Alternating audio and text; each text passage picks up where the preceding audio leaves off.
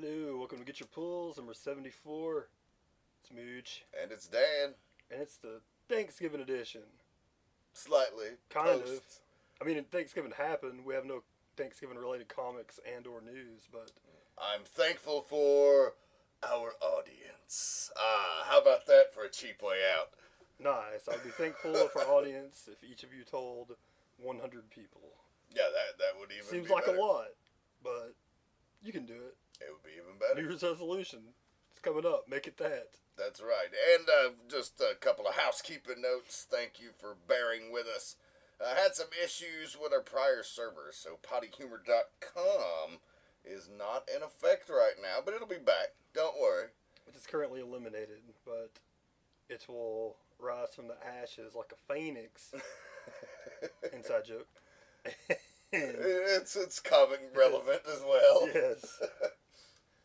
But, yeah. So, yeah, that'll happen sooner than later. We'll be back and we'll have a new site and it'll probably be better. We should be on iTunes, so it should all work out better in the end. Oh, yeah. Well, right now you're listening to us on our YouTube channel, youtube.com/pottyhumor. Unless maybe somebody shares their downloaded MP3, which we'll also be sharing the links with at the YouTube channel right now. So just go there, hit the subscribe button. Got the Revs Midnight Black Mass, a lot of great archives there from many previous volumes. We got all of the Getchyapulls going back for like 20 episodes or more. And then sooner or later, pottyhumor.com will be back. What about Black Friday? Did you have any big Black Friday finds, Muji? I didn't really get out in the hustle and bustle myself, but I got a couple of good online deals. Yeah, other than getting good deals on DVDs, which I generally do, this is the first time that I ever scored it big on Black Friday. My family, not as big. I'm huge into movies, so the very first thing I did the last time that I moved out on my own and needed to upgrade. Actually, the first time I ever moved out on my own, the first thing I did was I bought like a 40-inch TV, but it was one of the old school, 500-pounders, which has since been donated to my brother.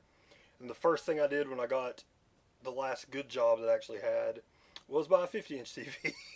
So that's kind of my thing. I gotta have the big TV. But my family, it's not as important to them, so they my dad, brother, nor mom had upgraded to an HD TV.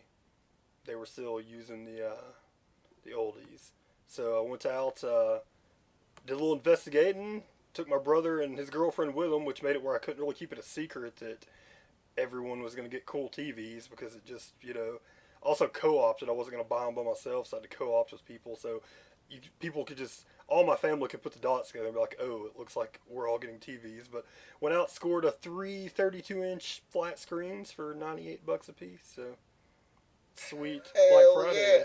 And cleaned up Blu-rays. I mean, got everything that I didn't have. So Pacific Rim and got Dread for like $5. And Pacific Rim for $6. Got Star Trek, all the nerd stuff you could get. Got Lords of Salem, which just wouldn't come down for $20 on Blu-ray forever. We've been talking about, I bet it would look great on Blu-ray, and got a surprise Lords of Salem deal got that one for $8.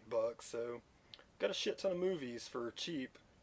I used to buy them like as they came out, but now with Blu-rays they're so expensive, like there's not really deals on them. Like back in the day, DVDs, like would generally be $15 or $20, but Walmart would almost always have them.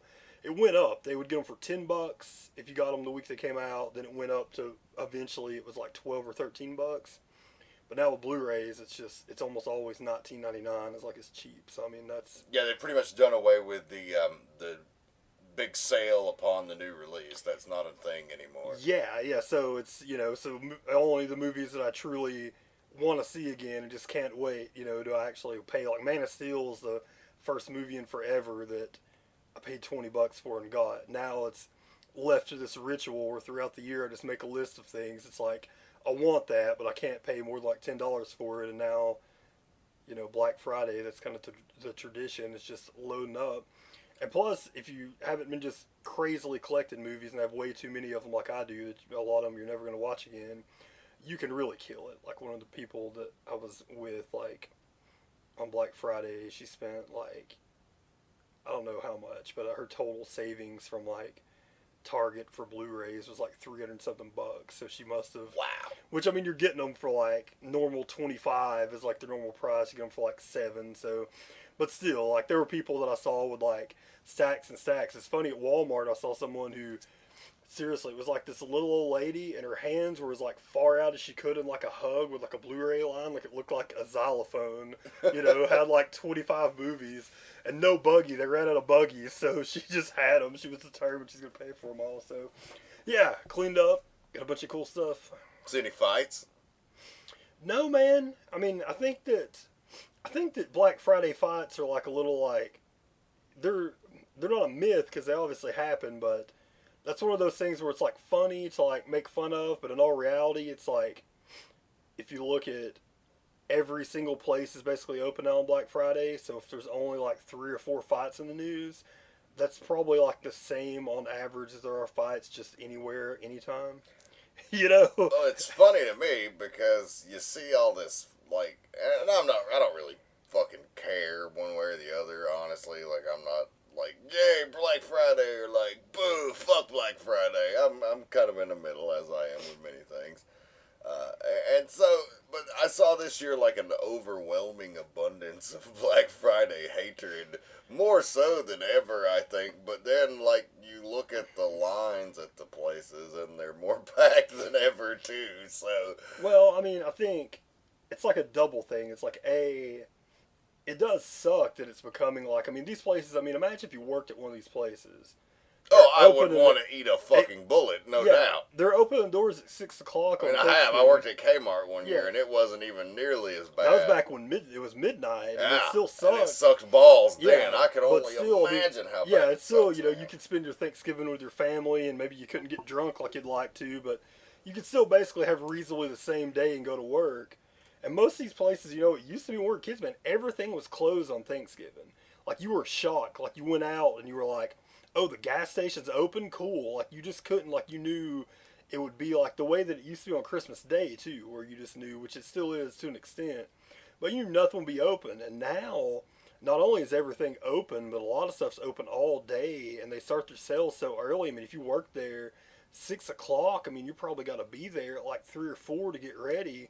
I mean, you're just screwed. So, I mean, working at those places sucks. But, I mean, all these people are spending money. I mean, I think it's like, it goes twofold. Yeah, dude, it does suck. And there are ridiculous things that you see where you're like, people are like, I saw some people, like, I went in to get those TVs, which those TVs are normally $300 a piece. So you're looking at, on 3 TVs, saving $600. If you're not, like, well off, I mean, $600, is a good amount of money to me. Or even anyone. I mean, that's a paycheck for most people. Like, on average, yeah. I mean, that's, if you make $30,000 a year, that's more money than you make in a week after taxes. So it's a good thing. But there are people that are in there that I saw with just like one thing in line where they got like a coffee maker that's normally $15 for 10, stuff like that.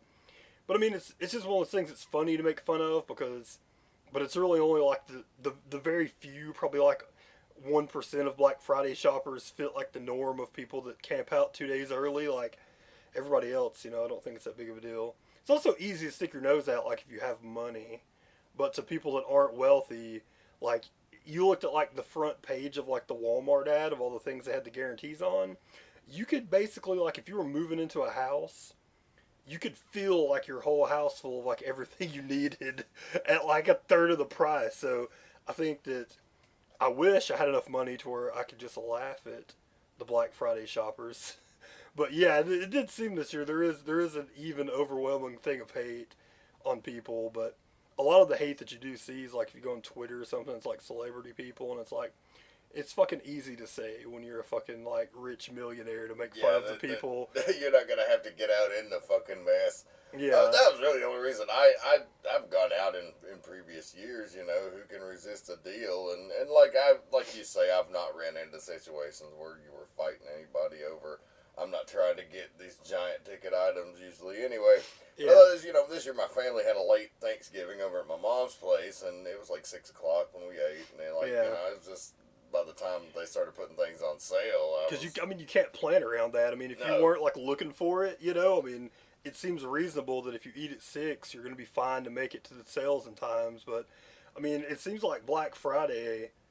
I mean, is it even going to be a thing? Is it just going to start being Thanksgiving morning? I mean, in a couple years, is it going to be like noon on Thanksgiving? So Yeah, because it's funny because you say Black Friday, but most of the sales started at like 5 and 6 at some places. and the websites are even easier, man. Like, I mean, I went out because I was already getting those TVs. I went out. Like, if I wasn't going out, like last year, I stopped on the way home from work when it just wasn't like at 6 in the morning when it was just nothing. But I mean, you can just if you just shop online, you can get the majority of like the deals that aren't on the big ticket items. So if you're talking about like movies, DVDs, like any video games, stuff like that, the majority of those deals you can shop that day, dude. And I even saw too, like Best Buy, like that morning already had their Black Friday prices on all their DVDs. So if like if you were just going for movies, there was no reason to get out because by the time I woke up, like 11 in the morning on Thanksgiving Day, everything was priced at Black Friday price, and it was going to be at 6 o'clock that night. So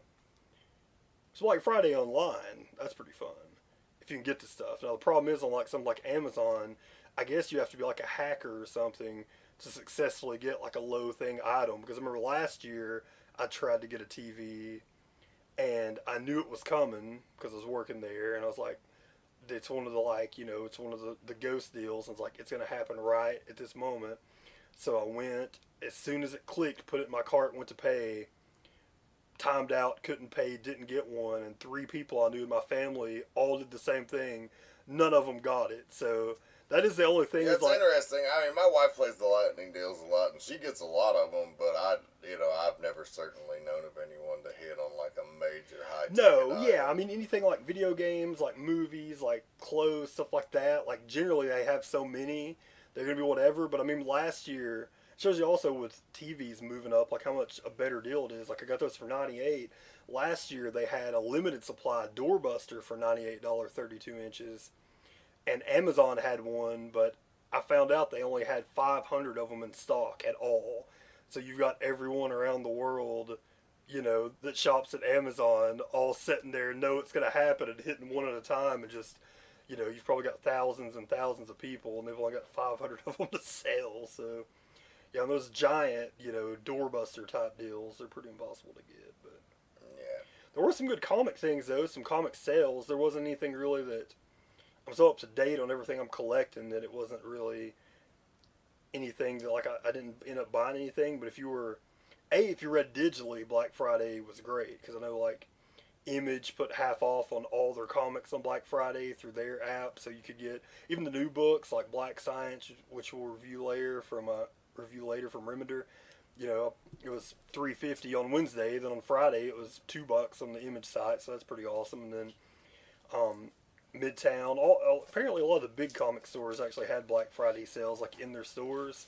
Our local comic shop didn't. They did have an anniversary sale just a few weeks ago, but so they also don't have like some back stock there. Yeah, they also don't have like enough in stock because I mean a lot of these places have like tons of toys and hardbacks and stuff, that they put on sale, and that's not. Oh yeah, really make it really worthwhile. Yeah, cheap graphic novels had up to 70% off omnibuses. Damn. So, and most of them were still $50, which is like their normal rate if you pre-order. So there wasn't a lot, but I saw probably the best one was they had, if you like, Remender's Punisher was 70%, so you could get like his omnibus for like $35. So that was kind of the best deal they had there. And then their other stuff that's normally $45 was 50% off. So if you were behind, you could on stuff, then you could save a lot of cash on comics. Outstanding. Well, nice. we went about 15 minutes of nothing to Yes. do with comics whatsoever, but then you like that nice little dovetail at the end where we just, oh yeah, but there were also Black Friday deals in comics. Yeah, Ow. exactly. I didn't even actually mean to tie that in. It just popped up in my head. Well, that was your veteran broadcasting skills coming into Exactly. play now, Moody. You're no longer a greenhorn. 74 episodes in, we're starting to hone ourselves. It's true. It's about time. But no, like I have no excuse. I had like fucking 500 episodes of television like- under my belt. you have like 15 years going on, but yeah. But, I got no excuse to suck. I just do sometimes. yeah, it's okay. But we got barely any news. Only news, which is good news, yet news that makes me like cringe a little bit, was I was sad Daredevil was going to end. and I figured somebody else would be taking it over with the new number one. Turns out Mark Waid and Chris Samney, same writer, same artist, taking it over with a new number one. So nobody else is doing it. They're just ending the run, going to relaunch for the Marvel Now 2.0 because they come up with a lot of reasons. I know the story is going to change. I know that they said Matt Murdock is going to be on the West Coast. He's going to be in San Francisco. So something's going to happen that's going to make him go to the other coast. You can only imagine that possibly Foggy Nelson's going to die and he's got to get away. But or he wants to be in close vicinity to Hawk, to female Hawk guy. Maybe that's it. It's probably not it. It's probably because Foggy Nelson's going to die. But anyways, I think it's because the number one is the most phallic of numbers, and Marvel has a real boner for rebooting number ones right now. Yeah, I mean, the real reason, I mean, people can justify it all they want, and yeah, it makes sense, Mark Waid's like, they asked us to reboot it last year, and we didn't because it didn't make sense. And this year we said, we're starting basically a whole new volume anyway, so it makes sense to be number one. That's cool to say that and everything, but everybody knows it's because number one sells better than number 39 does. And Daredevil's a great book, and I looked at this for last month for sales, and it was like number 72 or 73. I think it was number 73 out of all comics for the month, and it's probably one of the best 10. Daredevil's a really popular character. It's selling all the way down there, so you figure you got to do something. The comic's great. You got to do something. I mean, hey, if it's selling, I'm happy. That's great. Yeah. Making money, that's awesome, but you're really fucking killing the collectability of the number one. Yeah, I mean, not even that. It's also, it just is more fun if you are long-term collecting to be able to build up those big runs instead of being like, here's Daredevil number whatever. I mean, so many of these comics have so many volumes now where, it's just kind of ridiculous. But it's obviously just sell more comics. But like I said, it's annoying, but at the same time, if it means that Waid and Sam are going to get to do Daredevil for another couple years because they're going to get a boost by relaunching, then that's fine. I mean, it is a business, so whatever. But don't try to sell me on all of these like validations of why we're doing it. It's not just, hey, we want to sell more comics. This was guaranteed to sell more comics. It always does, so we're doing it. Tell the truth. Just own it. Just simply say number one sells better than number 39, period. And don't say anything else. So they'd be all number ones if we could. Yeah, I'm sure. Yeah, I mean, if you listen to the Fat Man on Batman podcast, Jeff Loeb, it might get to the point that he said if he was selling comics, he would reboot it number one every single year. He's like, I would just have a volume. It would be a story. You would just call it, Batman or Daredevil, the blah, blah, blah. He's like, and then once the story ended at the end of the year, you would start with a new number one of this. He's like, and then, that's the way sales would go. But I don't know. We'll see. I mean, they might be tempting fate a little because I think you're going to see it's going to wane off. Like all the Marvel Now number ones all sold, around 90, 100,000. After all the DC number ones for New 52, it sold even more than that. But I think you're starting to see it slide a little. Like I saw Superman and Wonder Woman sold like 90-something thousand, which was down from what their number ones had been selling. So I think it's one of those tricks that's going to wear off like sooner than later.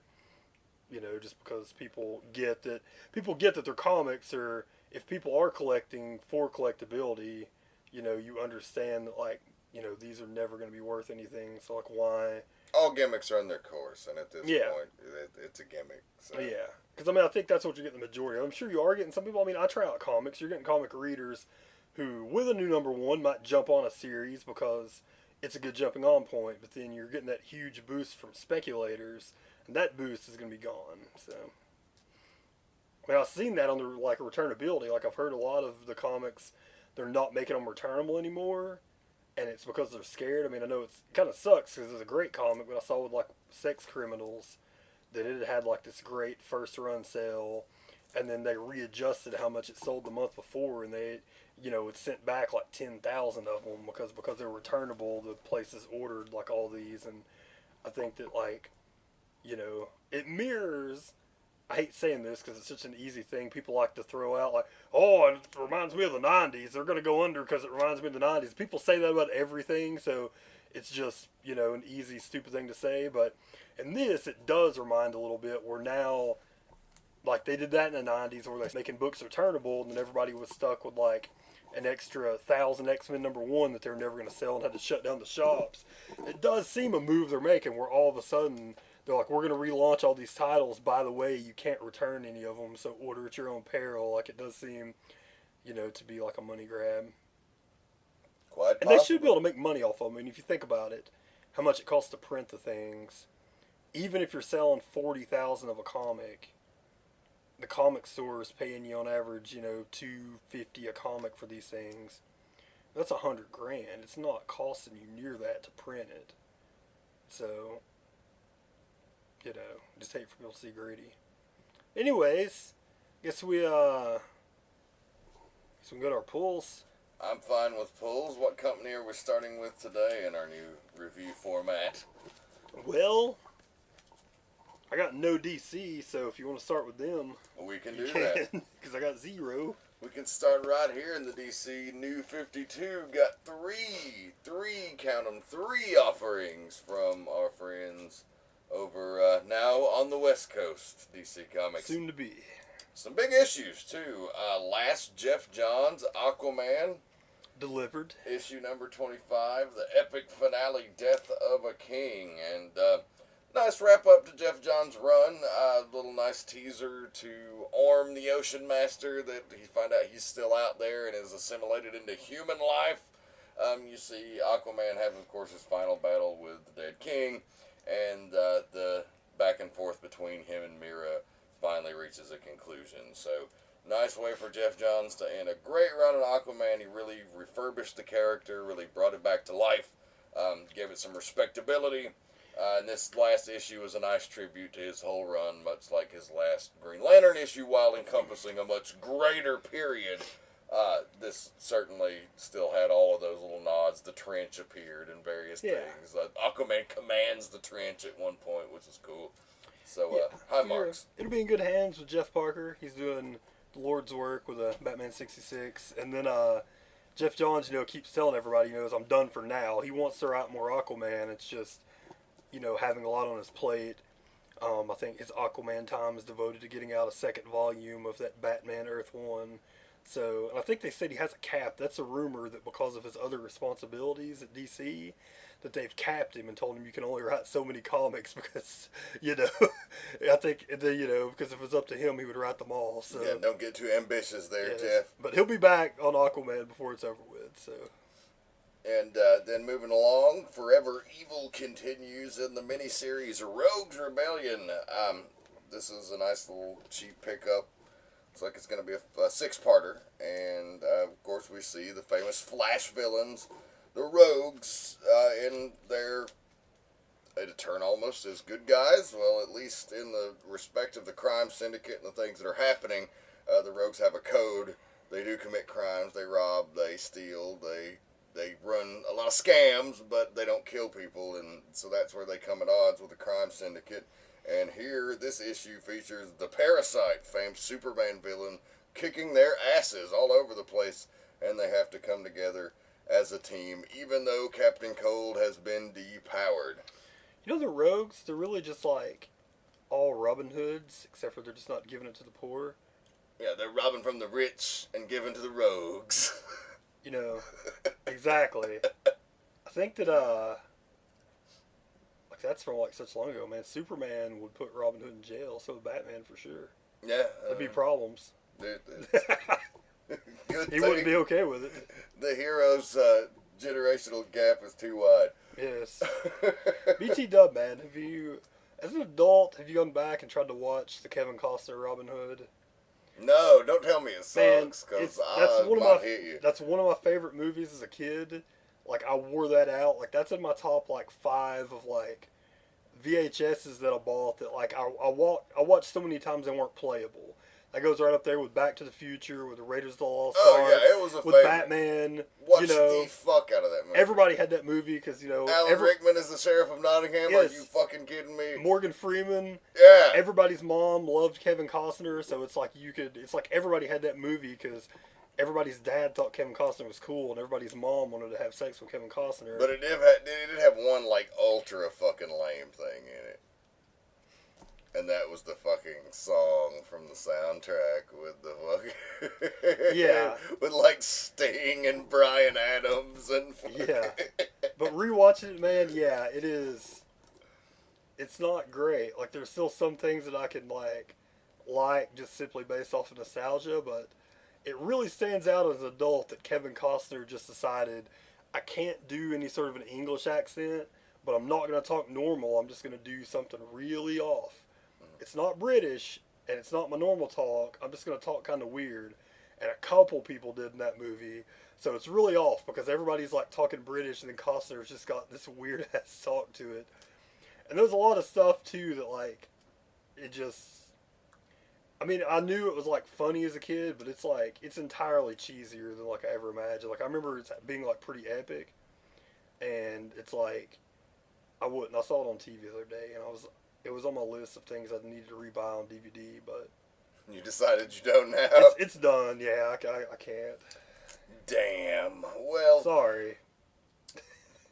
going away from Kevin Costner and ahead to Barry Allen, we look at the Flash number 25 0-year tie-in, and I mean it certainly, it's like one of the last issues of Man of Paul and Bichletto, maybe the last issue, and certainly it ties up some things from their run, but because it's a 0-year story, it is tied into Batman and is much a Harvey Bullock story as it is a Barry Allen story.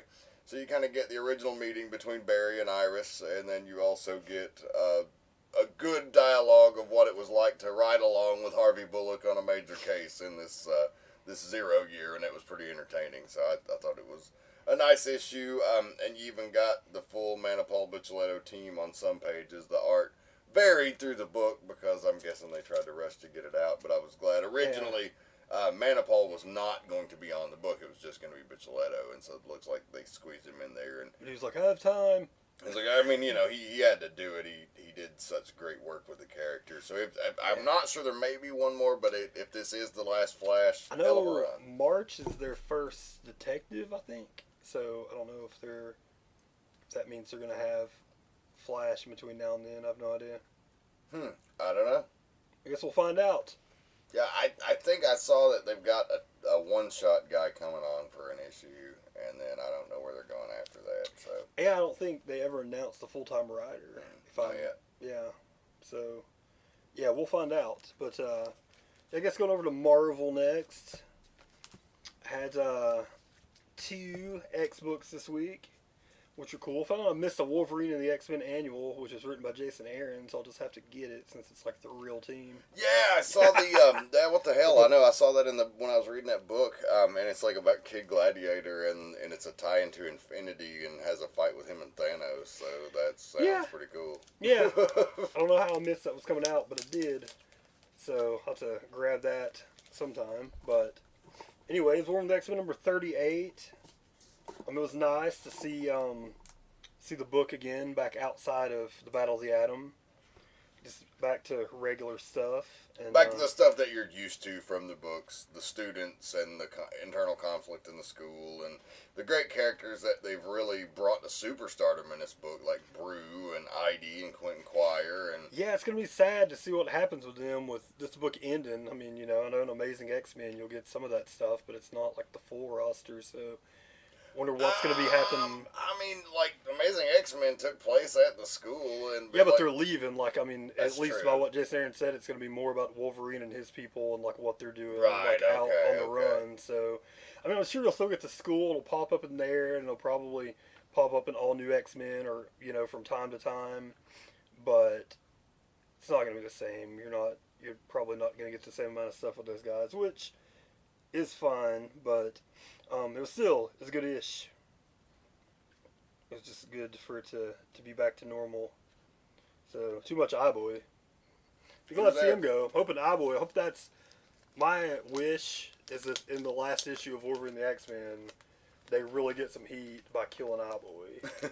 And he's gone for life. That's what I'm hoping. And then, all new X-Men, number 19. Got to see the continuation of the old new geezers, whatever you want to call them. The original X-Men. The original X-Men, a.k.a. the Mighty Morphin Voltron Children of the Atom. Hanging out with current Cyclops. So that was cool. They actually got in a sitch. Get to see how they handled it out on the street, doing a little stuff, and then... I said before I really liked the idea of them being on that team, and after reading that issue again, that just reaffirmed it. I think the chemistry is fantastic. Yeah, and then you find out they're trying to help a mutant. Is this X-23? Yes, that is X-23. I thought that too when she was like Laura. I was like, oh fuck, and she's been gone for a while, so I was. When they find her, she's bald. Preview for next month. She got extensions. She must have hair. Well, she also has a healing factor, so it's possible she was just like burned alive or something. Maybe, but or she's trying to make a statement. She's like, I just really want to. It's like I'm just really emo right now. I'm like, well, stop being emo. She's like, okay. Then hair's right back. So, yeah, that was it from those, and then also Hawkeye was back. I liked it, but I gotta tell you, I am missing. It was a Lady Hawkeye issue. It was all Kate Bishop. All Kate Bishop on the West Coast, seeing what she's doing, and it was cool. But I did miss Clint a little bit. I do, He'll be back. I mean, but I enjoyed the issue for what it was. I preferred the main storyline, but Kate needed some more time to get over a little bit, and she certainly did. And I think that was a good issue to just showcase her strengths. Yeah, I liked it. It wasn't. I didn't think it was like the normal elite level Hawkeye-ish, but it was still fine. Cool. Well, one of the most controversial books of the week, still in the X universe and bridging over to the Avengers universe, is Uncanny Avengers number 14. Wow.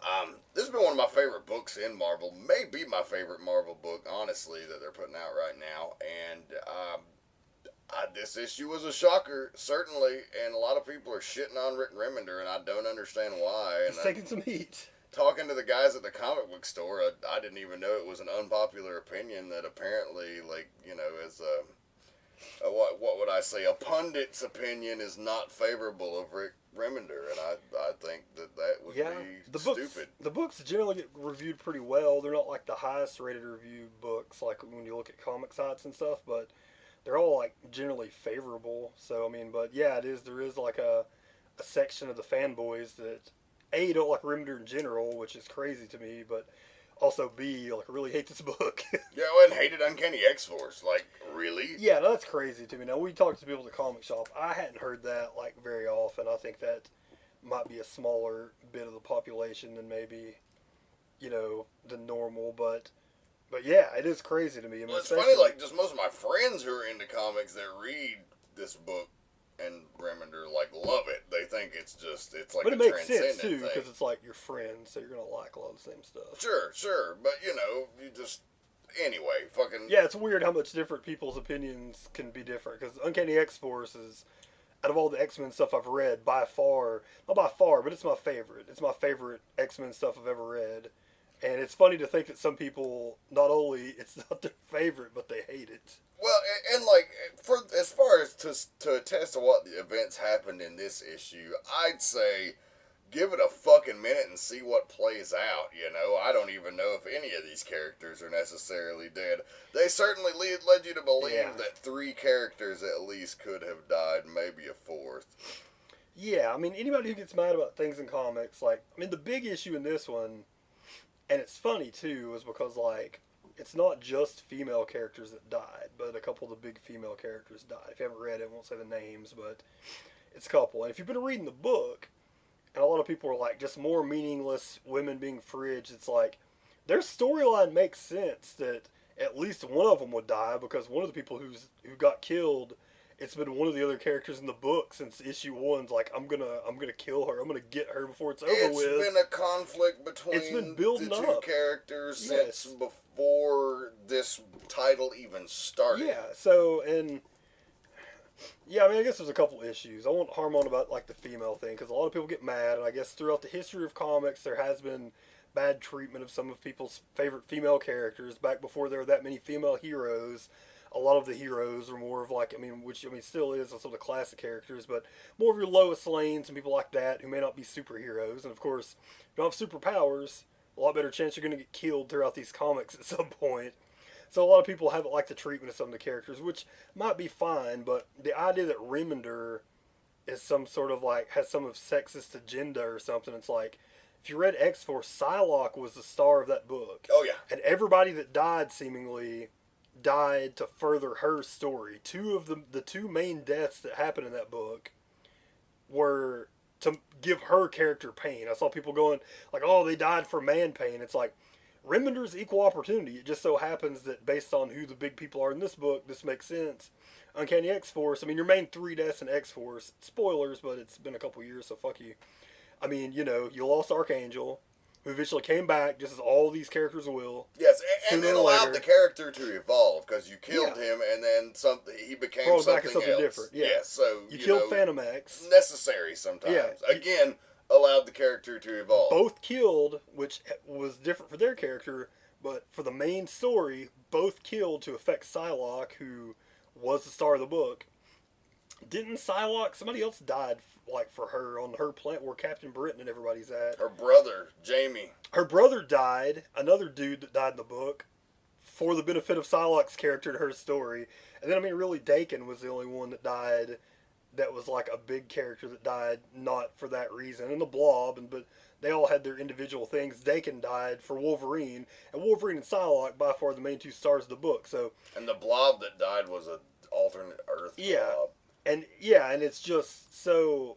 I think that that's the thing. I even read back too because I mean I wasn't reading comics at the time. The thing that made this a big deal, the fridging thing. That, like, Kyle Rayner's girlfriend. yes, but and then at the time, Ron Mars, who wrote the story, had an explanation that makes sense here and made sense in X Force and made sense everywhere. He said, "I don't think it's so much that women died just for the purpose of the fact that we're trying to build the man up." He said, "Supporting characters die to build up the heroes." He's like, and it's just the fact that in there's more books where male leads are the heroes than others, so there's going to be a better chance that, you know, their girlfriend, stuff like that, dies. And he, you know, it even said then, it was like, you know, he's like, there'll probably become a time where it equals out more and there are more female heroes and their boyfriends will be dying, you know, because it just happens in comics, which in X-Force, that's 100% what happened. So Very much I happens. just think Okay, that of all the outrage is just characters. dumb. Okay, and I'm going to talk about who dies right here because fuck it. Spoiler alert right now. Hit pause and then you can skip ahead like 30 seconds and I'll be fucking done. So here you go. But here's my theories. Okay, Rogue is killed by Grim Reaper, right? Rogue had just absorbed Wolverine's fucking powers to go into this fucking fight. So she's not dead. She's got a fucking healing factor and she's going to fucking come back. And obviously that was done for the point of it being a big Marvel. They've been advertising a big thing that Wolverine was going to not have his powers in the upcoming months.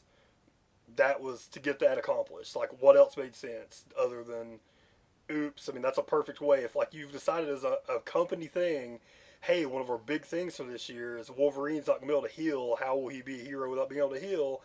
What logically makes sense that you can take his power ways in a way that you can buy as a comic book fan? Rogue took his powers, then died, so she can't give them back. Makes perfect sense. Right, exactly. But except for we'll find out later that she isn't, and we know this. We know she'll be back this sooner than story, later, yeah. yes. And I'd say she's probably a device for this storyline, so she'll probably be back by the end of it. And then Scarlet Witch is the other, and just because of her on-again, off-again appearances lately, and the huge deal they made about bringing her back, I don't think that's a permanent thing. There's more to that than meets the eye. No. Wonder Man seemingly sacrificed himself, becoming a being of pure ionic energy again to help her complete the mutant rapture. Well, Wonder Man has done that before, and while it wasn't easy for him, he's been able to come back from becoming ionized. So yeah, again, I mean, I think that's the big thing is we know they're all going to be back eventually. Like, if you think for 1 minute that they're not, then you're silly. But as Remender's proven with his past comics, it's likely they're going to be back before he's done writing Avengers. And guess what? Like, you could argue that all three of those characters were so fucking stale. Like, Remender has the chance now to take them and do something different with them and allow the character to evolve a bit, as he did with Archangel, as he did with Phantom X, as he's done with other characters. And I like I said, I'm on board. I want to see what happens. I thought it was fantastic. Shocked the hell out of me. and maybe I thought one it was more. great. Yeah, You know? I thought it was great. And simplest explanation is, it's comics, and also it's not real people, so it's not your friend that died. Right. Right, just like why does everybody want to fucking be in on the creative process of everything Yes. now? And it's a long like, story. The let one them tell thing the that you story. have to understand about comics is this is it's an ongoing medium. So this is just part of a big story. If this was the last Uncanny Avengers book ever, then yeah, you might be mad, but this is part 14 of what'll probably end up being a 30-issue tale that Rimeter's telling, so you can't judge it until it's over with. You can't just read the headlines, which most people did without even reading. Most people that were really angry before the book was even out on Wednesday because they just heard. Of course they were. So they're like, oh my god, they've done it again. They've killed strong female characters, blah, blah, blah, blah, blah, blah, blah. And then it's I just can't handle that stuff. Like, I'm all in the idea that men and women should be treated equal, should have equal chance to everything. I 100% believe this, but I can't deal with feminazis. And that's what that is. Yeah, I mean, just like sit back and let the storyteller tell the fucking story and get mad at the end of it when you see what the purpose And if it was. makes you mad, then write them yourself. Yeah. Write some comics, get the job, and you can do what you want. Yeah, you talented, you've got the chance to change that fate. You can have the Hulk lose to Sharon Carter in an arm wrestling match, and if you're the writer, we'll buy it.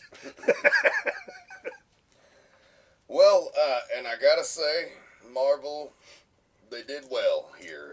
Moving along to my last Marvel book, Infinity Part 6 of 6. Marvel, oftentimes, and damn rightfully so, criticized for the meaningless event. And They've shit the bed in a lot of events. I think recruiting Jonathan Hickman exclusively, who's a very, big idea guy, and different from the other event type writers they've used. Not to mention one guy. Yeah. That was the main problem I think that there was with the last with Avengers vs. X-Men. X-Men. It's somebody different every single issue, so I mean it was just so easy to tell.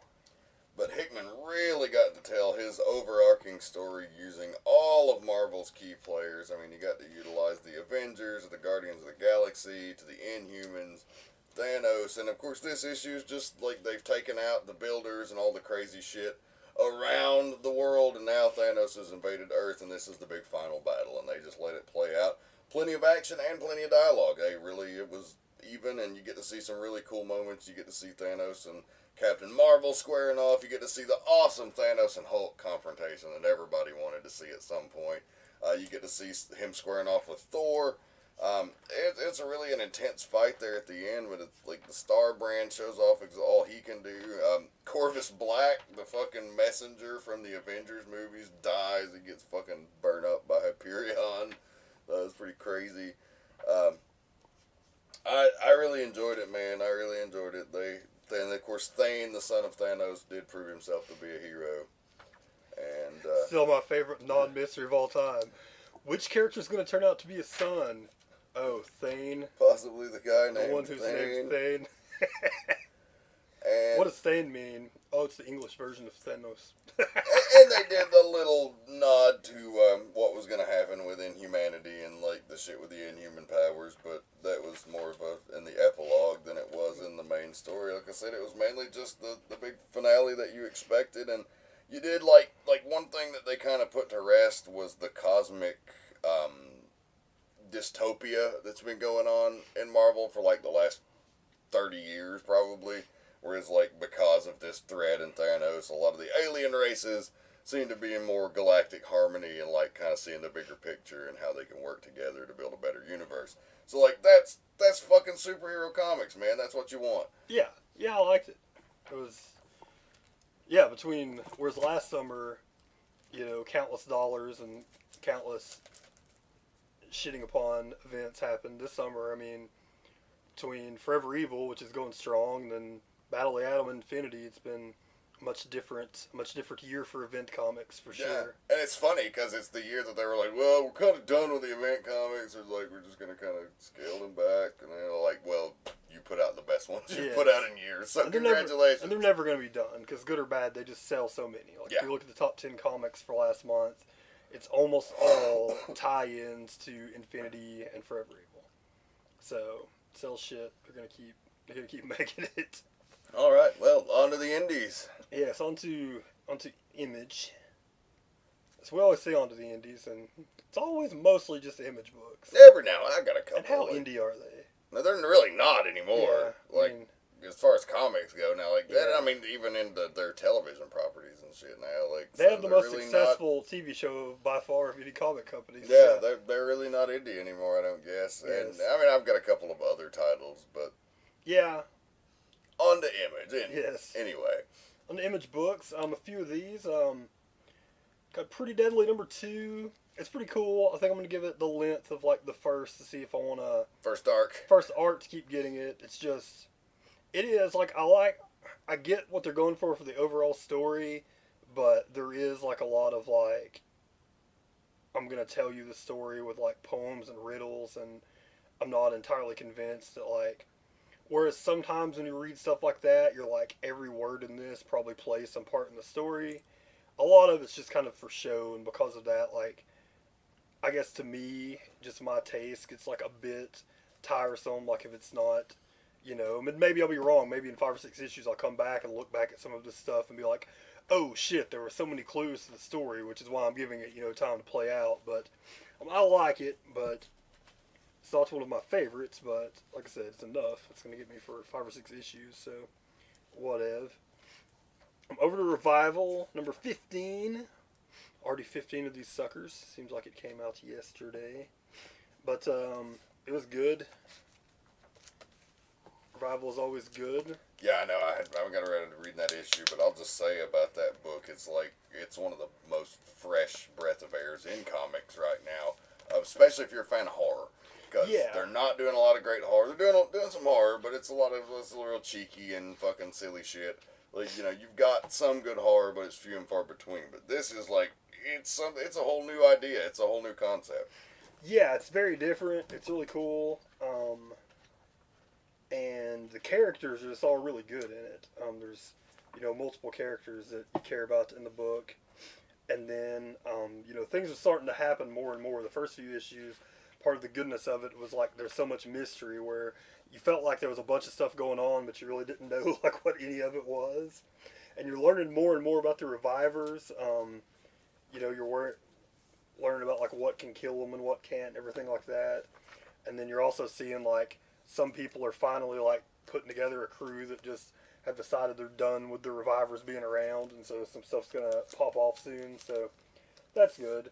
Also got to recommend, if you haven't read it, and there's a sweet hardcover which I've started to reread, which is awesome, which it really is a book. I get it on the weekly, and I wouldn't say that it's so much so that like, because things happen every issue, but to get the overarching story, or reading it as like a trade is probably going to be like, if you're afraid you're not going to understand it, especially based on the way we review it, because it just really is hard to like tell you everything that happens in it, or even give you a big clue of what's happening, because it is so weird. Yeah, it's like a small town supernatural story with the dead rising, and then you have like some family drama. The government's like secluded them and trying to figure out what it is, and then it is just there's a lot going on. But I would recommend getting. They got a hardcover with the first 12 issues, so you can get the whole first 12 issues, the first 2 arcs.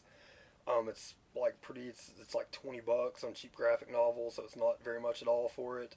And then you'll be caught all the way up to where once you get the vibe of what's going on, understand the characters, and some of these issues where there's like 6 different people with 3 pages of story each, it'll be really easy to catch up. But got that. Saga number 16. Finally caught up. If you remember the end of the last arc, it ended with all of our main characters had showed up at an author's house that had written the book that basically was the thing that Alana, one of our main characters, has read that had caused her to get her revolutionary attitude. They show up at that guy's house, and as it turns out, he's just kind of an old perv, as happens lots of times.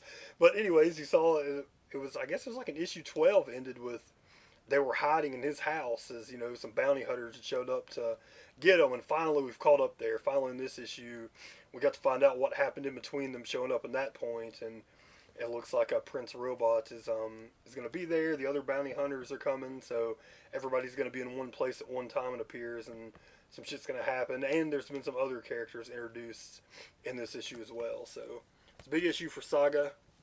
One of the best books out there. And, man, over to Black Science #1. Can't wait for you to read this.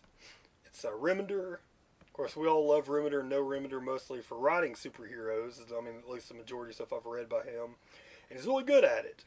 But how he kind of got his start was writing cosmic stuff, and that's what he wrote for actually quite a few years before he finally started getting work at DC and Marvel. And this is his first foray into that in a while, Black Science, and it's so good. And the art is by Matteo Scalera. It's so good. Really? That guy, I'm excited, man. It's ridiculous. I saw one website that hardly ever does this, gave it a 10 out of 10. Like, they liked it that much. And Remender, it's great. And Remender says cosmic stuff, creator-owned stuff, is his favorite stuff to write. Even though he's so good at the other stuff that, he might be better at it. But it's awesome. It's the general gist of the story, I don't want to give hardly anything away, is that there's what you would assume is a scientist and his wife go to like this really dark, crazy planet, and they need to do something really fast, and all doesn't go well, and it turns out that they've really fucked things up. And the art in it is crazy. It already just in one issue, the story seems like so gigantic and big, and the colors are awesome. It's actually Dean White does the colors that makes a huge difference in this book. Looks great.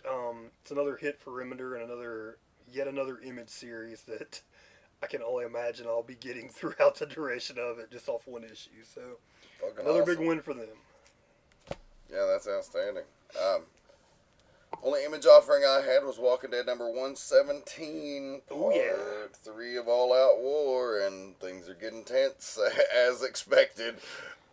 This one mainly focused on what was going on inside Negan's compound after Rick and company attacked and left them surrounded by zombies from all sides. Holly, one of the Rick camp gals, Abraham's ex-old lady, actually ends up stuck in the camp with Negan, so you find out what the fuck are they going to do to her. Nick thinks she's Andrea, or Negan thinks she's Andrea. He's convinced, yes. Yeah, it was hilarious. And then one of his dudes tries to rape her and he cuts his throat. That was pretty crazy. Yeah, you can see Negan in his crazy moral code. Yeah, he's a strange one, that fucking guy. So, but yeah, it was great. Like, you did also get more of Ezekiel and the tiger, Shiva, which is awesome. I fucking love that goddamn tiger. That's my new favorite character in Walking Dead. Yeah, the tiger's awesome. You get to see him in battle action, where, of course, he was fucking people up. Yeah, Negan is crazy, man. Like, he's got this crazy moral code. Like, even though he's really, like, a much deeper character than the comic version of the Governor was. The Governor was just a piece of shit. Now that the books have been written about him and you get this backstory about the character, he's deeper. But just taken simply from the comics, the Governor is just a psychopath and a piece of shit who just likes fucking people up for the most part. He doesn't have a ton of depth. He's awesome, and that doesn't mean anything, because he's just a bad guy, and the best, like, serial killer people from movies are people that aren't really people. Like, they're just, I'd take the argument, like, just because a character isn't layered, he served his purpose in the story. Sure. And was the best. But Negan, while at first seemed, almost like a copycat of the Governor, as it turns out, is way more layered. He's got all sorts of, like, weird moral things going on. He really, even though he's different, like, he's not like the Governor in that he doesn't give, like, he's in control of his place, but he doesn't give, like, these speeches. Like, he's not like a priest or something where he gives these speeches and gets everybody fired up for him. He's more like runs it like a businessman, but in the same time, he's like half that, and he's half like a cult leader. Oh yeah, because the people like fucking, where you got like concubines all around. Yes, he has these morals where you can't like hurt people unless he says so. You can't rape this girl because she's our guest, even though she's our prisoner. But I can, like, marry everyone's wife that I want to because, I'm the leader here, and that's what it is. I mean, it is. I mean, he's half David Koresh. Because all good cult leaders are just trying to bone somebody's old lady. Exactly. Every cult leader, everyone who's ever started a religion that we know of, except for the old dude, I'll give the credit. The only person, Jesus is the only one who, at least in the writings, was not like, I get to have sex with all your wives. Everybody else ever that I've ever heard of. But it kind of did, because, like, there's all of that, like, I mean, it's, like, you will marry the church and blah, blah, blah. It's, like, supposed to be theoretical, but still it's in there. So, it all comes back around, man. Yes, but I mean, he's spiritually boning your wife. Everybody else physically, even Muhammad, if there's anybody listening to that, I'm not being an asshole because I don't want you to try to, like, take over my house or something, but just facts of Muhammad life. He also picking up young ladies, the youngest of the young as his wives. Everybody that's it, every cult of all time or religion, it turns out the guy who started it just wanted the access to bone everybody's wife. So that's what Negan's doing. That's what Negan's doing. Yes, that's what Negan's doing. That's one of his traits. And he's half like a hockey goon and half a cult leader. He's a strange character. Can't really wait for him to come on the show. It's going to be a while away, and the governor on the show... There's no way, man. Like, there's no way they'll be able to do Negan justice on the show. No way in hell. Because the way he talks. Like, I mean, because he's like, fuck this motherfucker right here. How the fuck did you think you could fucking do that? Every other word is fuck this motherfucker that. Like, it is. He's just got such a cadence in the way that he speaks that it would totally fucking, like, there's no way. They'll have to make They'll have to make him different, but he'll be there. Oh, I'm sure. I mean, I'm sure it'll be good, but it's just no way. Negan Fig just dropped. That was I didn't get it yet, but that was Black Friday on the website, on the Image website, McFarlane special. They're like one of these a year. They did like a Michonne and they did a Governor, but they're almost just like, they're like a little bit more deluxe than the regular figures. And then this year they did a Negan, so I'm gonna have to pick that up. That's pretty badass. Yeah, it's awesome. It's like $25, but still, Does it come with Lucille? Yeah, of course. Of course it does. Yeah. Wow. Yeah, that's it's a good week for comics. That was really enjoyable. You haven't even read all my books yet, which a couple of them were quite amazing. So it was a great week. Expensive ass week. Next week, I have a little less. I think I have like 5, but I still got a few. I've got I'm Batman heavy. I've got Superman Batman, which is on a trial run because they got to do something where I can understand who's being drawn where. But Superman Batman is coming out next week. Detectives coming out next week. Action's coming out next week. And Green Lantern, Deadpool, Guardians of the Galaxy. Green Arrow. Velvet. Pump for Velvet number 2. There's maybe Uncanny X-Men. There's another. They got a Deadpool. I'm forgetting. That's what I said, Deadpool. Oh. Deadpool, Guardians of the Galaxy, Green Lantern, and one more I'm missing. It's probably Uncanny. Since Wolverine X-Men came out this week. That's what I'm thinking. It's generally every other week on those. Yeah. So. Yeah, we'll have books. I'm finishing reading a couple things, so we'll probably have it back to the long box next week. Oh, yeah. We've both been reading the fuck out of graphic novels, so I'm sure we can talk about them.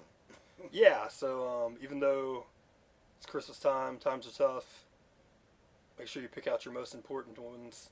Get your pulls.